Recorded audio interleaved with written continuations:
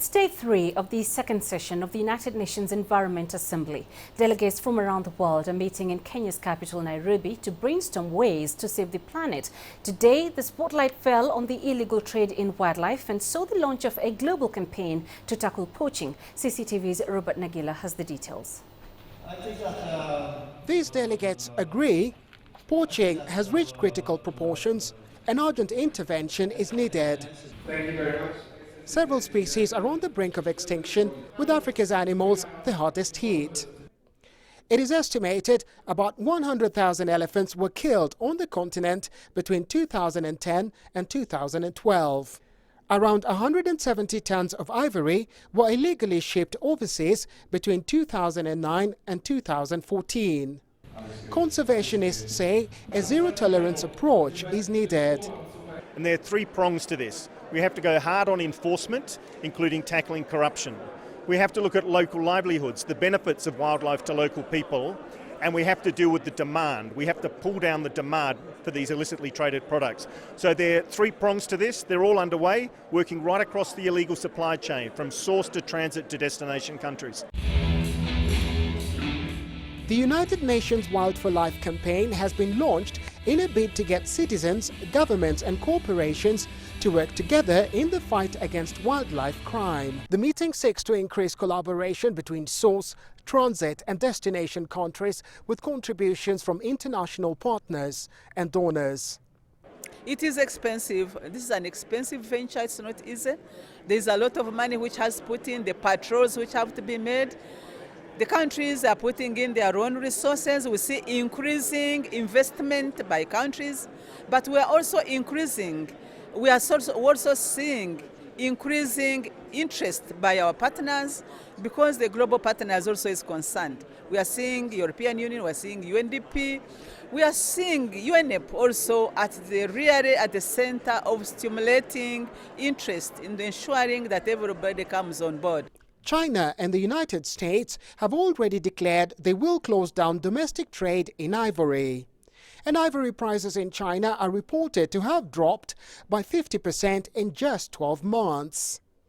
A review of further progress in the fight against poaching will take place in September when delegates meet in South Africa at the 17th CITES conference. Robert Nagila, CCTV, Nairobi, Kenya. Well, let's get you more perspective in that story. I'm joined live in our Nairobi studios by Otula War. He's an environmentalist and editor at Science Africa. War, thanks very much for joining us. So, how important is this summit in raising awareness on environmental issues here in the continent? This summit is very important, especially for Africa, because Africa is at crossroads and we have lots of environmental problems and we don't yet see the solutions, and they're increasing. From where we are in Nairobi urbanization, there are lots of problems, from garbage disposal to very many other things, pollution, traffic, noise and air. And at a bigger level, climate change impact. We have floods now in Kenya. Ethiopia has drought. These are all part of then desertification and deforestation. There are very few parts of Africa where you would say forests are being conserved. And a meeting like this enables Africa to present its case and get those that can sympathize with Africa. Those, because like if you take deforestation, most of it go to the West, some of the best timbers in Congo. So it will need a bit of policy change, and at international level. Environment, interestingly, has become the most important thing in the world. It unites everybody. And there are new fields of environment, like environmental, people try to put money value on environment, so that people start to see what they are losing or what they could gain. It is an evolving field. But I have to say, Africa has a lot of challenges, which this can serve as an opportunity to highlight it, make linkages with potential donors, collaborators, and also those who can stop consumption of certain things from Africa. And speaking of consumption of certain things, today's biggest topic, of course, was illegal wildlife trade. And it is still quite prevalent despite government efforts to ban and police it. Why? This is because unless we get international support, those who consume these products, we won't go anywhere. Because history of wildlife is that Africa has never gained from its wildlife. And right now, a lot of them are facing extinction. Rhinos used to be over 1-point-something million 100 years ago. Some of the countries that were best in conservation, like South Africa, now rhinos are being hunted. They lose like 1,400 just a year back. It used to be nothing before. It used to be Kenya, but now rhinos are in just 4 countries: South Africa, I believe Zimbabwe, maybe Zambia and Kenya. And you can see the chances that without international collaboration, this will be gone.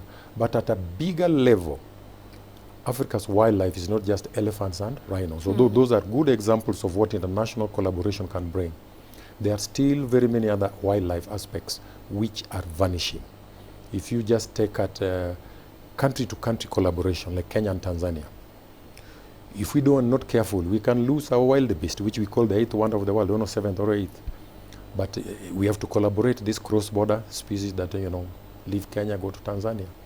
So wildlife will need a lot of international collaboration, but the greatest threat now, particularly for our big ones, elephant and rhino, is in Southeast Asia, particularly Vietnam. The demand has increased.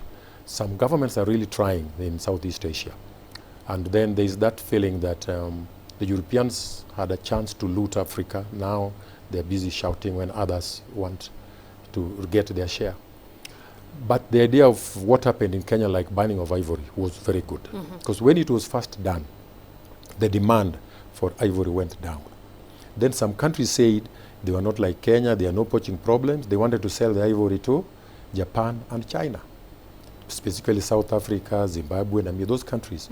Once they did, the hunting shot up, and the illegal ivory was brought into the global market. And the prices shot up, the demand went up. So what we did now, we cannot do it alone as Africa, because historically we have never known how to trade with our wildlife other than tourists coming around. And there are people who value them as medicine, as, what do you call it? Jewelry. Right. So concerted effort, global concerted effort. Without that, our wildlife will be gone. All right, let's leave it there for now. Thanks very much for those insights. We had here in studio Tula Owuor, an environmentalist and editor at Science Africa.